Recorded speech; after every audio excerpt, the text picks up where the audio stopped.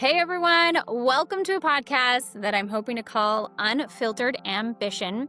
My name is Brianna Allred. I'm excited to have you for my very first podcast. Today I have an amazing guest, Annelyn Sanchez, who's a powerhouse in her field. We're going to dive into her journey, share some real talk, so get comfortable and let's jump in.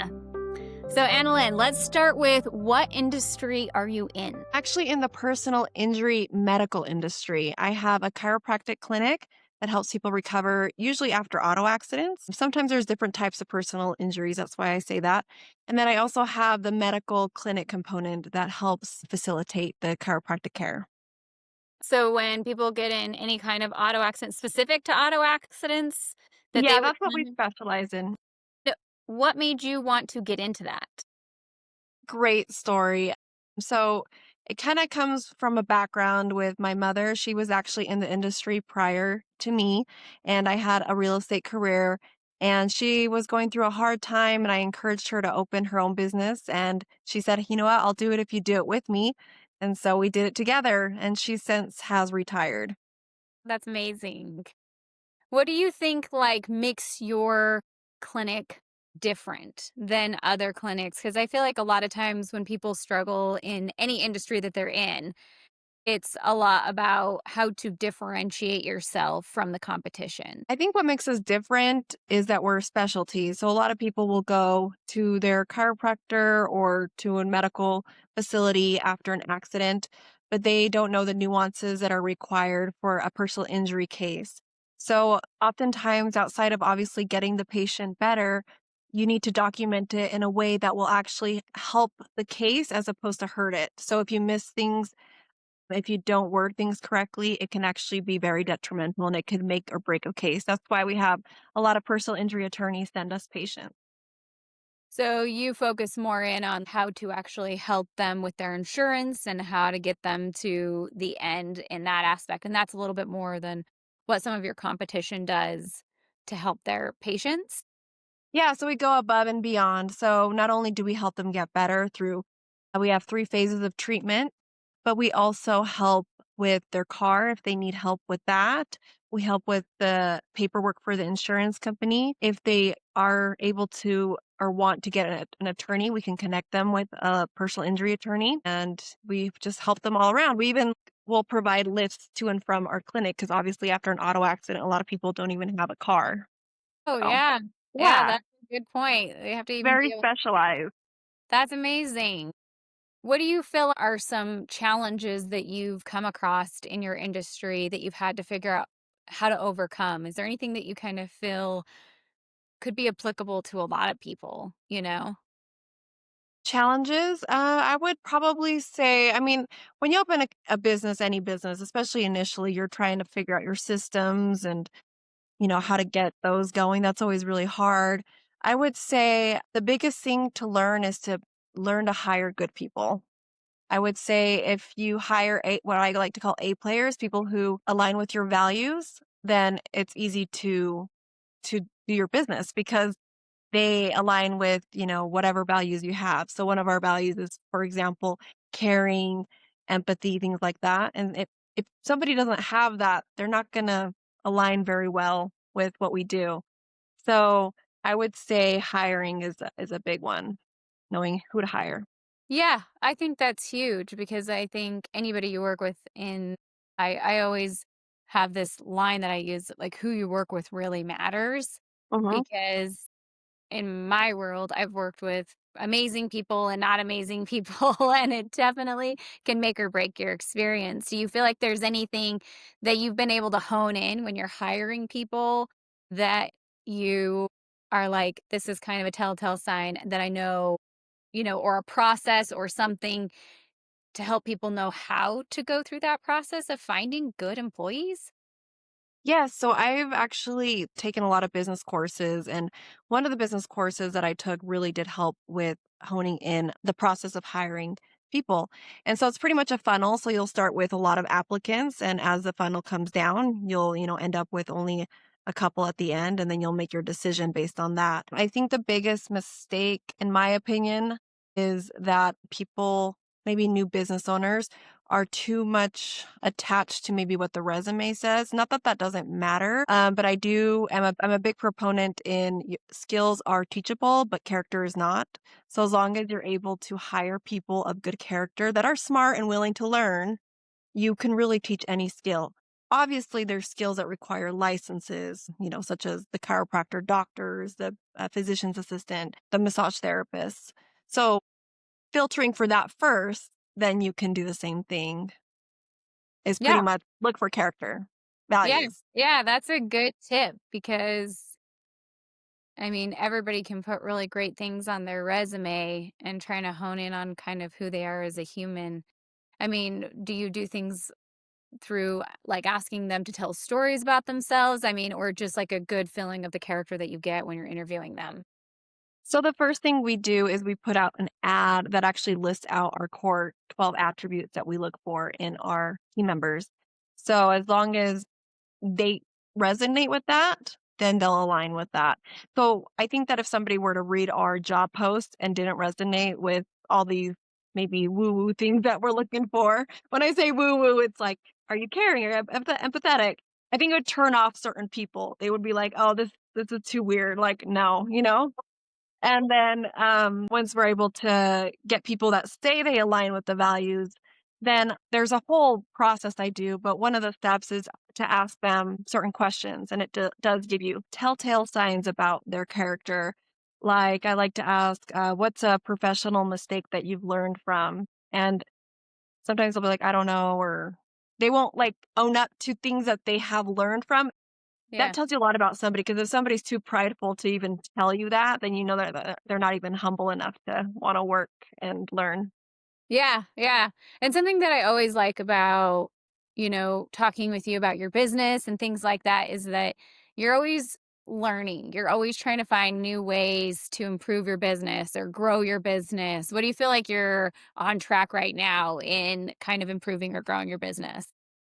Well, currently, I'm actually learning social media marketing and SEO, the digital component of marketing. Surprisingly, like we've been all referral based, lots of warm marketing, right? Patients that have come to us, law firms who've referred to us continue to refer, and we play ball. So we'll refer back to law firms, and patients who trust us will refer their friends and family, or if they have another accident, they come back, which obviously, we're really grateful. That tells us that we did a good job. But because I want to keep expanding and growing, I want to open the avenue of cold marketing and what that looks like. And that's something I've been learning and trying to do. Yeah, that's a whole nother ball game Yeah. versus personal, which I totally get that because that's how my business runs. Also, I feel like what kind of action, like I feel like you've always got to have some sort of momentum moving forward. So right now you're doing SEO. Is there any point where you felt like you weren't taking steps forward because you somehow couldn't perfect it, but you got over that? So I feel like there's nothing's ever going to be perfect. And I'm always iterating our processes. And that's why we have like monthly team meetings with our team and see, how we can improve different aspects. And when problems come up, we iterate accordingly. But as far as what was the question? I'm sorry. Yeah, one of the things in my business I struggled with in the beginning was if I couldn't get it perfect, then I couldn't move on to the next step, and, like, how to overcome that in your business because I think that stops a lot of people from taking action in their business. I see what you're saying. I think I've learned to know that perfection isn't going to ever happen, because I continue to iterate. Even when I thought something was perfect, I go back to it and say, oh my gosh, why are we doing it this way? We should do it this way. So I'm always iterating. I know that since I know perfection isn't real, it's just an illusion, I just get it to a point where I think it's good enough. And I think that the best way to learn is to implement. So you just implement and iterate, and it just becomes this loop of always improving. I love that. I love that. I think that that's like a huge hurdle for a lot of people because they feel like they have to have that's exactly my personality. Is like I feel like everything has to be set up instead of taking action. And that is something that I'm always learning and overcoming that sometimes just taking action and forward movement, it's a movement in a direction rather than no direction. And Mhm. so I love that you don't have that as a barrier for your company that you're just doing. Have you ever had moments of like self-doubt? That's pretty normal. But one thing is I feel like I have a good mindset with that because even when I feel like I have self-doubt, I'm like, "Well, why am I doubting myself?" I've been able to, um I mean, it's beautiful to live nowadays, right? Because everything's at your fingertips, and it's just a matter of knowing who to ask, where to ask, what to ask, uh, and you just can learn a new skill. Either you delegate it out or you learn a new skill, and that's what that's what I've been Yeah. doing. Yeah, totally. What does self-doubt look like for you and how have you overcome it in cuz building a business, I think at any point there's moments of like self-doubt that come up and how Mhm. do you feel like you've overcome that? I think self-doubt for me in the past, or it does sometimes show up as procrastination. So if I'm Mm. not like, "Oh, I don't really know what to do," then I'll hold off on doing anything because I don't really know what to do. And yes, I have gotten into like a mind funks where you just like start asking, "Well, do I even know what I'm doing?" And I think that's normal for anybody. But I think that keeping your mind your headspace clear and keeping it with positive information is really important too. Like, I think that it's important to keep consistency and always listening to things that motivate you, things that inspire you. I kinda like to I have, this metaphor that I learned, which was like if you were to take a cup of water, right, and it was clear, and then you put, like, a little bit of food dye in there, and that's maybe like you just took the weekend and you watched a bunch of crap that Yeah. wasn't good for your brain. I don't know. And so what you need to do is pretty much filter it by adding more inspirational information, and eventually that will filter it out and then you'll start thinking good again. Who are some of your most favorite inspirational people to listen to? I would say I gotta say number 1 is Darren Hardy. He is amazing, like, he changed my life, and I've done a lot of his business mentorship. I've gone to the Harmosies, their stuff is really good too. But I would say, like, honestly, Darren Hardy is the one that resonates with me the most. He's really, really smart, and I gotta say I'm really thankful that man exists. He taught me a lot of what I know business-wise. Yeah, and I think what I always forget too is working out your brain is like working out your body. Mhm. I can get on a track where I'm like, I don't want to go to the gym today, you know? But if I go to the gym, I know I feel better. Same with my brain. I feel like I don't want to listen to something inspirational today. But as soon as I listen to something inspirational from somebody that I admire or like their work, I immediately am jumping right back into business mode. What's the next step? How to improve? So I love that you have somebody. I think it's really important for anybody in business to have somebody that they admire and are kind of it's I mean, you don't even I mean, a lot of people have coaches, which is great. I've done coaching, but even just having somebody you can jump online and listen to is huge for keeping your motivation going. When you are lacking in motivation, how do you get yourself back into it? So I read this other book too, and it had the concept of what's called savers in it. And I think that that's a big, at least help for me when I'm like feeling off track. And SAVER stands for silence, affirmations, visualization, exercise, reading, and scribing. So pretty much it gives you like a blueprint of what to do daily to keep yourself not only mentally well, but physically well. I know I've gotten off tracks for months at a time on things, and but I'm a big proponent in if I could just continue to daily live the way I would live if I already had that goal, then eventually I'll get to that goal. Does that make sense? So, I feel like, staying on track with different, like, making sure you're always exercising at least a few times a week. I love to meditate, that's a big one. So I get back on track by remembering those key concepts.